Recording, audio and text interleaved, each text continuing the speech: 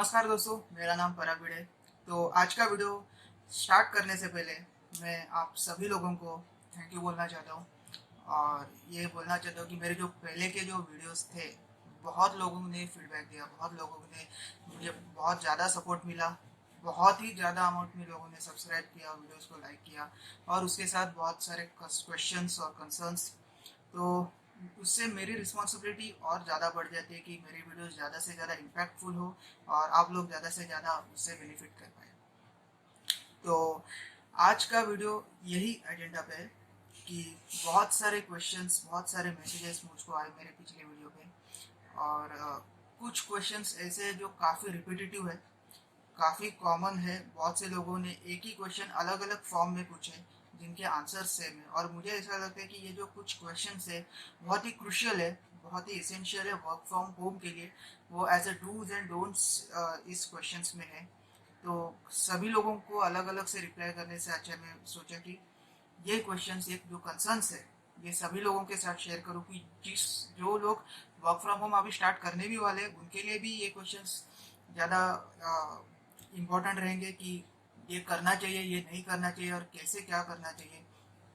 और दूसरी बात, मतलब वीडियो के आखिर में मैं आपको बताऊंगा कुछ टिप्स और कुछ नैक्स वर्क फ्रॉम होम के फील्ड में ज़्यादा प्रोडक्टिव होने के लिए, ज़्यादा से ज़्यादा काम मिलने के लिए और कैसे आप इस फील्ड में फेस कर सकते हैं।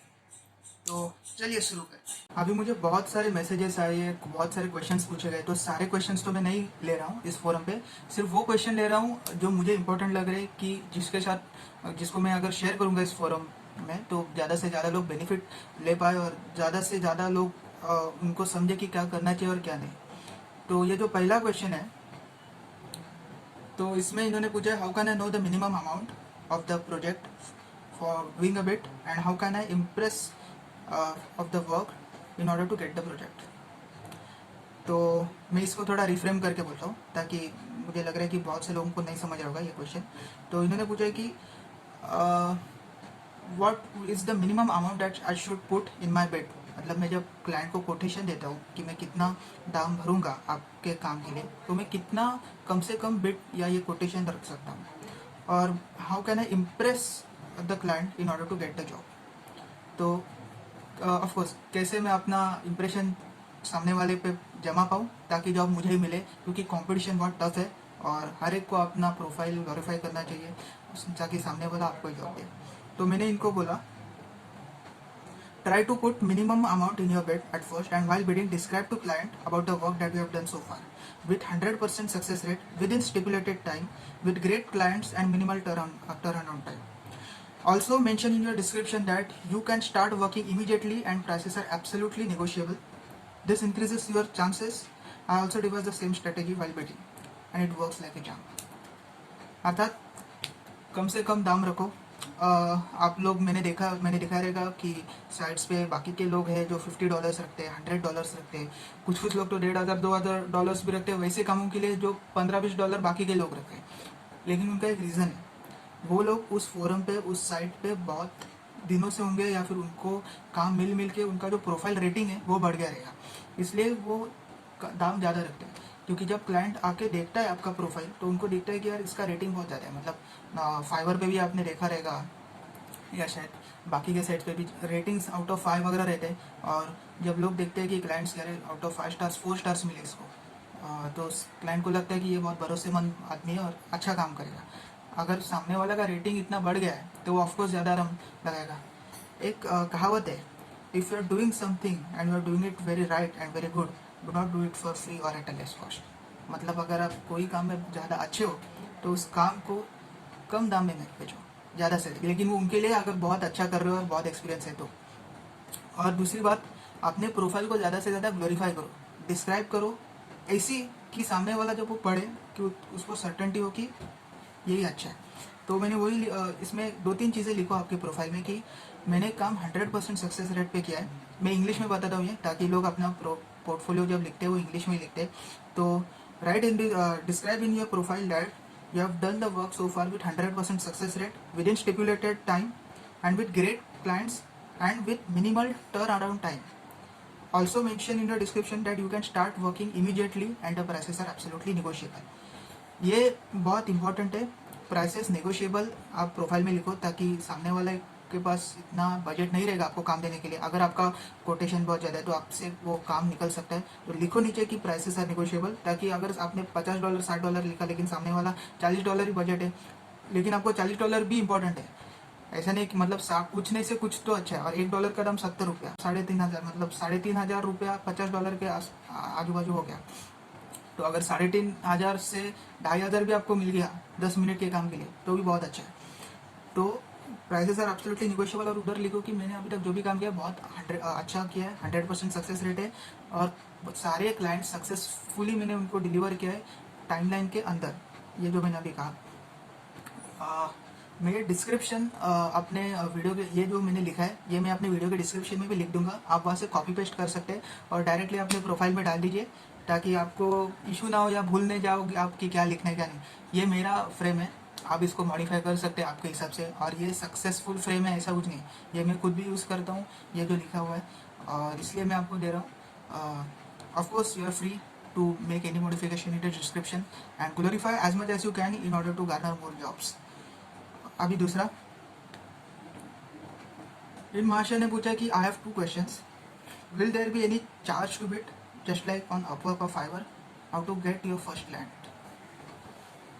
थोड़ा सा डिफरेंट क्वेश्चन है, लेकिन पहले क्वेश्चन से थोड़ा मिलता जुलता है। तो no, there is no charge. आप पीपल पर आर पे जाओ या दूसरे पे, वो चार्ज नहीं करते, वो कमीशन लेते। देखो भाई, कोई भी काम फ्री नहीं है। वो लोग भी कमा रहे, जिसकी वो साइड है उनको भी कमाना है, वो फ्री नहीं, चैरिटी नहीं है इधर कुछ भी। हाँ, लेकिन आपको अपने जेब से पैसा नहीं डालना पड़ता है, इतना ही अच्छा है। आप जो भी काम कर रहे हो उसके बदले जो आपको पैसे मिल रहे, उनका बीच का मार्जिन थोड़ा 5% 6% वो लोग लेंगे, तो वो इतना है। लेकिन आपके जेब से नहीं लेंगे, वो जो आपको पैसे मिलेंगे उससे वो थोड़ा कमीशन लेंगे। नहीं तो यार वो लोग कैसे कमाएंगे, उनको भी अपना साइट मेंटेन करना है, नेटवर्किंग कॉस्ट रहती है, मेंटेनेंस कॉस्ट रहती है। इंजीनियरिंग जो लोग हैं वो साइट को मेंटेन करने के लिए उनको भी पैसा देना पड़ता है। सब लोग अगर ऐसे चैरिटी होने लगा तो बाहर कोई कुछ कमाएगा ही नहीं। नथिंग इन द वर्ल्ड, कोई भी वेबसाइट हो, इवन यूट्यूब कंटेंट, कोई भी कंटेंट, ये बहुत रेयरली फ्री रहता है। Most probably any site that you see is there in order to make money. बहुत ही रेयर साइट्स रहेंगे जो पैसा नहीं कमाएंगे, that is for good. But कोई ना कोई तरीके से वो लोग जरूर कोशिश करेंगे कुछ कमीशन देने की, लेकिन आपके जेब से पैसा नहीं जा रहा है, दिस इज़ इंपॉर्टेंट। और how to get your first client, जैसे कि मैंने कहा, ये मैं अपनी जो स्क्रिप्ट है वो मैं अपने वीडियो के डिस्क्रिप्शन में दे दूँगा। वही कि tell your client about the past work, describe your profile in a very good way, in ad on your profile, this is a marketing strategy.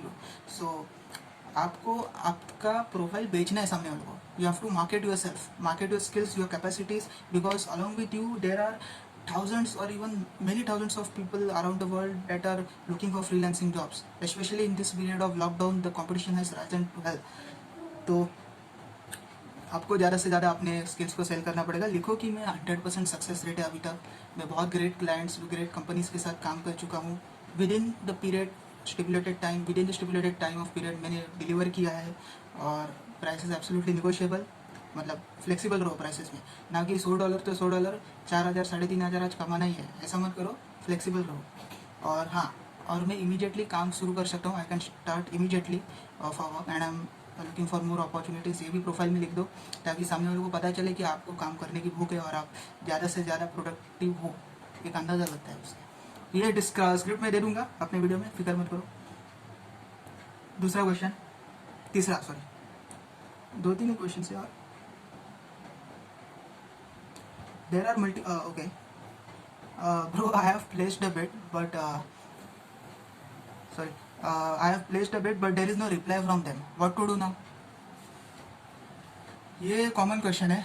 मैंने पिट किया है, मैंने कोटेशन कर दिया है पोस्ट पे, लेकिन उनका रिप्लाई नहीं आया। मैं आपको एक उदाहरण देता हूँ। आप कोई जॉब के लिए कभी इंटरव्यू के लिए गए रहते, आपने जब भी इंजीनियरिंग किया है या फिर अकाउंटेंसी, कॉमर्स, जो भी प्रोफेशन में आप हो, आपका जब कॉलेज ख़त्म होता है, आप जब नौकरी के लिए अप्लाई करते हो, आप इंटरव्यू के लिए जाते हो, इवन आपका जब फ्रेशर नहीं हो, आप एक्सपीरियंस जॉब एम्प्लॉय हो, फिर भी जब भी आप नौकरी के लिए इंटरव्यू के लिए जाते हो नौकरी के, तो इंटरव्यू में आपका इंटरव्यू कैसे भी जाए, अपने सामने वाला आपको क्वेश्चन करता है, आप आंसर करते हो, वो सब हो जाता है, और सामने वाला आपको क्या बोलता है, we will let you know. तो लेट यू नो मतलब इधर वो बोलता है कि हाँ आपको जॉब मिल गई, हाँ आपको जॉब नहीं मिला, और बहुत से लोग ऐसे भी होते हैं जो लेट यू नो के ऊपर कुछ बोलते ही नहीं है। तो इसका मतलब यही है, अगर सामने वाला वो रिप्लाई नहीं देता, इसका अंडरस्टूड मीनिंग है कि आपको वो जॉब नहीं मिली है। जैसे मैंने कहा कि कंपटीशन बहुत टफ है, खास करके लॉकडाउन के वक्त, क्वारंटाइन के वक्त बहुत से लोग घर से काम करने के लिए जॉब्स ढूंढ रहे। पहले इतनी कंपटीशन नहीं थी, मैं जब बहुत पहले करता था तो मार्केट बहुत ही इजी था, क्योंकि कंपटीशन ही थी, बहुत लोग जॉब। अभी क्या है, घर पे बैठे तो लोगों को काम चाहिए, बहुत से लोग नौकरी नहीं कर रहे, नौकरी से लेड ऑफ है, या फिर ऑलरेडी जिनको नौकरी है उनको नौकरी से निकलने गए, अलग अलग है जिनको नौकरी नहीं करनी है। तो कंपटीशन बहुत है, आपको काफ़ी सीरियसली लेना पड़ेगा, आपको अपने स्किल्स को ग्लोरीफाई करना पड़ेगा, मार्केट करना पड़ेगा, अच्छी अच्छी चीज़ें लिखनी पड़ेगी अपनी प्रोफाइल में, ताकि सामने वाला जॉब आपको ही दे। और अगर जॉब नहीं भी दे तो don't lose your heart, keep trying and keep putting for other posts that are relevant to your capacities or your skills. Do not lose hope and just give up. अगर give up करोगे तो कुछ भी नहीं होगा। So मैंने इनको लिखा, there are multiple clients posting their jobs and on the other side there are freelancers like you and me who try to grab those jobs. Do not lose heart if you haven't got any reply immediately. You may get reply in some days, or it may also happen that you do not at all get any reply, as the client could have liked some other freelancer job or bid. So keep bidding for other similar projects. Who knows, you hit the good deal in some other project. And even if you don't get a bid at all, which is the rarer case though, but believe me, it's a learning experience, as your knowledge doesn't goes in vain.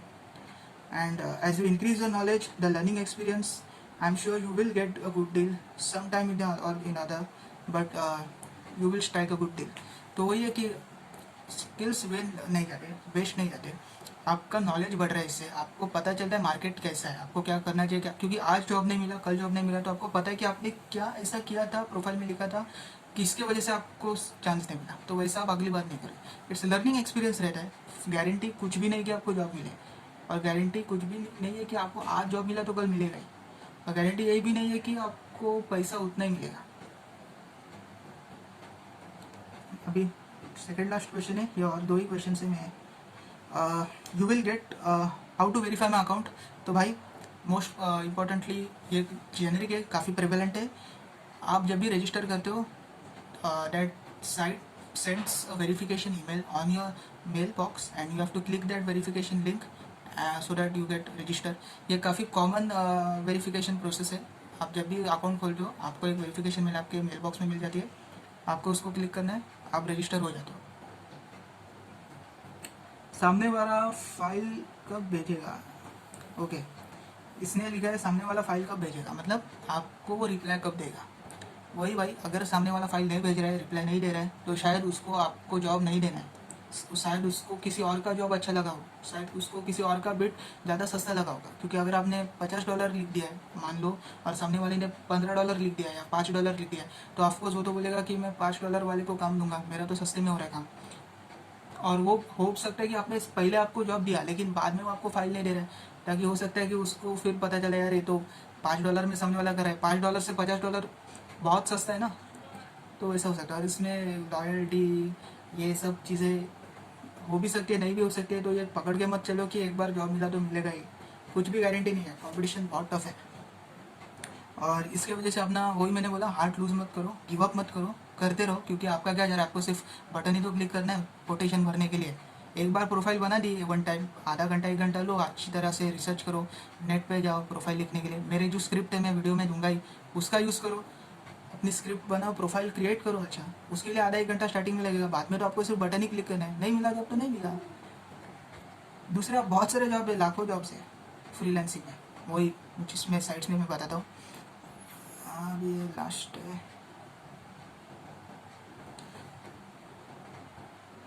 Okay, ये बहुत अच्छा सवाल है। Portfolio क्या होता है और upload करना ज़रूरी है क्या? पोर्टफोलियो एक आपका डिस्क्रिप्टिव वर्ड, आपके बारे में डिस्क्रिप्शन रहता है, आपको डिस्क्राइब करता है कि आपने क्या किया है, आपकी स्पेशलिटीज़ क्या है, और बेसिकली वो आपके स्किल्स और कैपेसिटीज़ को शो करता है सामने वाले को, ये होता है पोर्टफोलियो। ऑफकोर्स वो ज़रूरी है, नहीं तो क्लाइंट को पता कैसे चलेगा कि काम किसको दूँ, कौन अच्छा है कौन बुरा है, किस में क्या स्किल्स है। अगर सामने वाले को फ्रंट एंड डेवलपमेंट करवाना है और मैं अपने पोर्टफोलियो में लिखूँ कि मैं जावा हूँ और जावा लैंग्वेज आता है मुझे और डेटाबेस लैंग्वेजेस आते हैं और क्या फलाना फलाना आता है, लेकिन फ्रंट एंड का कुछ लिखो ही नहीं, या मान लो मैंने पोर्टफोलियो बिल्कुल ही नहीं बनाया, सामने वाले को तो यही लगेगा ना कि मुझे फ्रंट एंड डेवलपमेंट का काम ही आता नहीं है, तो मुझे क्यों काम देगा? मैं तो सिर्फ कोटेशन देख के खाली हो जाऊंगा। मुझे काम तब मिलेगा जब सामने वाले को पता चलेगा मैंने क्या काम किया है, जब मैं ये दिखाऊंगा अपने पोर्टफोलियो में, तभी मुझे काम मिलेगा ना। तो पोर्टफोलियो बहुत ज़रूरी है। So portfolio shows your achievements and your basic personal information to the client, so that the client can know who exactly is going to do his job. If you write your portfolio in a good way, in a glorifying, adornful way, it increases your chances to get hired and to land up with a job. Because client might see your portfolio. Of course, he sees your portfolio before giving out the job to you. क्योंकि वो आपने जब $100 $50 जो भी 3,000 4,000 जो भी उसका है प्राइस, वो जब देगा वो देखेगा ना कि सामने वाला का कितना लेवल है काम करने का। इसलिए ये फाइनल क्वेश्चन है, जॉब मोबाइल से होगा क्या? सारे जो अभी साइट से मैंने अभी तक जो भी दिखा है वो सभी मोबाइल से किए गए, और एक दो साइट्स मैंने जो वॉइस कम जो मैंने बोला था वो साइट का खुद का ऐप भी है। और मैं बोलता हूँ अगर जो सारे मैंने जो साइट्स दिए उसमें से जो मेरा पर्सनल फेवरेट है वो है voice123.com। मैं इसका प्रमोशन या एडवर्टाइजमेंट नहीं कर रहा हूँ, ना ही मुझे उनसे कोई पैसे मिले प्रमोशन करने के लिए, लेकिन क्या है वो एक फिल्म लाइन के साइड का थोड़ा जॉब है, और मीडिया से रिलेटेड जॉब है, और उसमें पैसा बहुत बहुत ही हाई है। ये जो डेटा एंट्री वगैरह उसमें $20 $10 $5 कुछ तो मिलेंगे आपको, लेकिन वो जो वॉइस का है उसमें आपको 100 200 300 एवरेज ऐसे मिलेंगे, वो भी सिर्फ अपनी आवाज़ बेचने के लिए।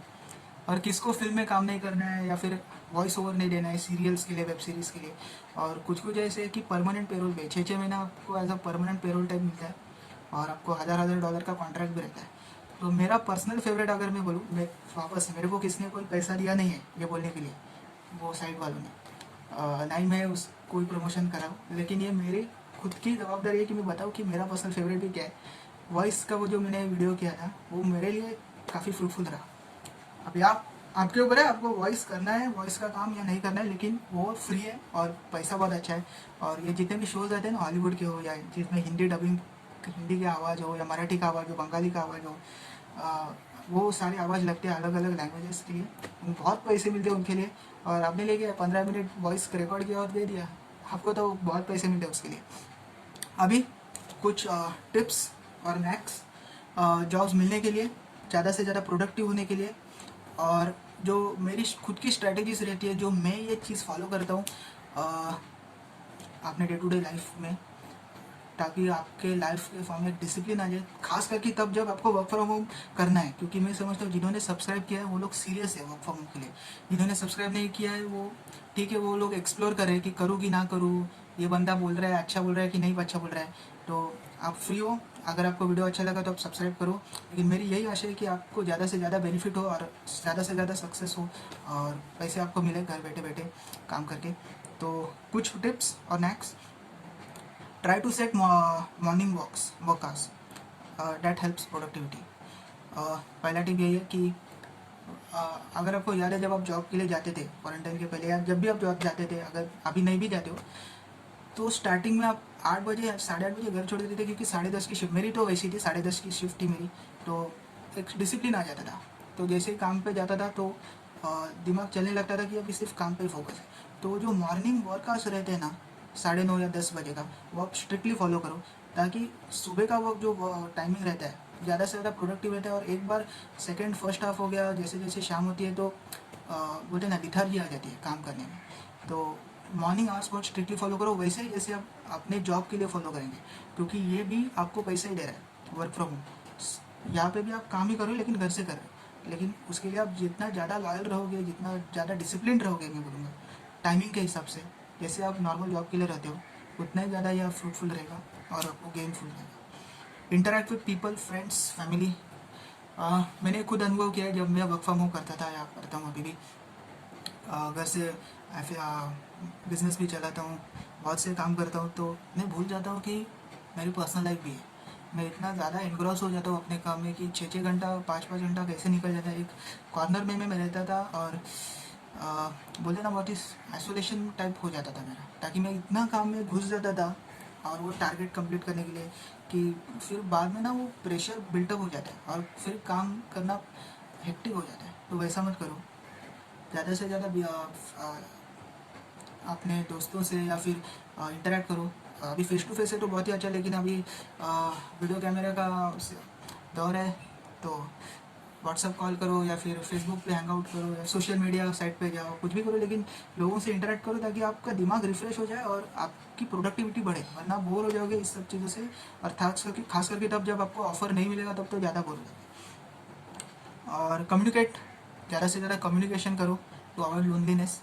आपका अकेलापन दूर हो जाएगा, क्योंकि वर्क फ्रॉम होम में सिर्फ आप ही रहते हो। और जब जॉब करते हो तो सामने बहुत बड़ा क्रू रहता है, बहुत बड़ा टीम रहता है ऑफिस का, तो बोर नहीं होता है। तो घर से भी आप काम करोगे तो कम्युनिकेशन करो, create a schedule and set working goals. ये इंपॉर्टेंट है कि जो भी काम करो विदाउट गोल मत करो, हावे में मत करो।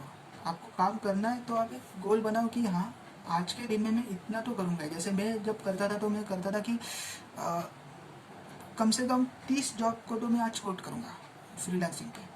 मतलब 30 में से अगर 2 भी मिल जाए मुझे, तो भी दिन के $50-50, $100 दिन का हो गया, 4000 दिन का हो गया। कभी कभी बहुत लोग मुझे रिप्लाई देते थे, कभी कभी कुछ भी नहीं होता था, लेकिन कम से कम 30 जॉब्स को तो मैं अप्लाई करूँगा ही। ये मेरा दिन का गोल होता था। और फिर बाद में और एक गोल होता था कि मैं अपने प्रोफाइल को ज़्यादा से ज़्यादा ग्लोरीफाई कैसे करूँ, या फिर बड़ा चढ़ा के कैसे लिखूँ, या फिर ऐसे, ताकि मैं अपने स्किल्स को मार्केट कर सकूँ।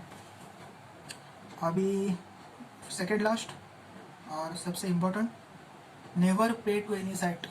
दोस्तों ये बहुत ही इंपॉर्टेंट है, नेवर पे। कभी भी आपको आपके जेब से एक पैसा भी किसी भी साइट को नहीं देना है।